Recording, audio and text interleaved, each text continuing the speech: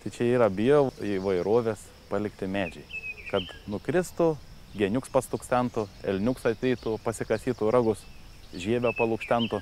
Šitą drebulį, pavyzdžiui, vėjas, jeigu ją išvirs, ateis elnes, pagriauž žievę, pasikasys ragus. Vienam hektare pagal Lietuvos taisyklės plynam kirtime turi palikti 7 žalius medžius, 3 stuobrius.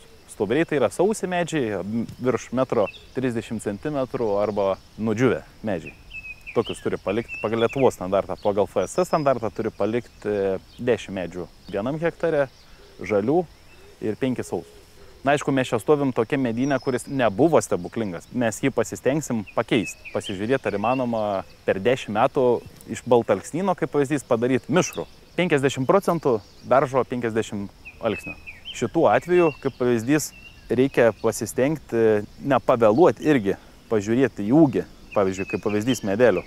Nes jeigu medis bus išstypęs gerokai ir per vėlai padarysi ugdomosius darbus, išimsi tenais nereikalingus lazdynus, praretinsi ir taip toliau, yra labai didelė tikimybė, kad pavasariui ateinant arba rudeniop, kada pradeda šlapės sniegas kristi, jį tiesiog visus medžius išlenks ir nulinks. Nuvažiuosim į tą mišką, kur padaręs esu jaunuolyno ugdymą, pasižiūrėsim, ar nepakenkė per vasarą, kad išėmiau visus lazdynus, biokūrą visą išsivalėm, išvežėm iš miško. Ir specialiai dariau tai pavasarį, prieš pat pabaigą, kada galima tos darbus atlikti, kad medis per vasarą sustiprėtų ir jo neišlenktų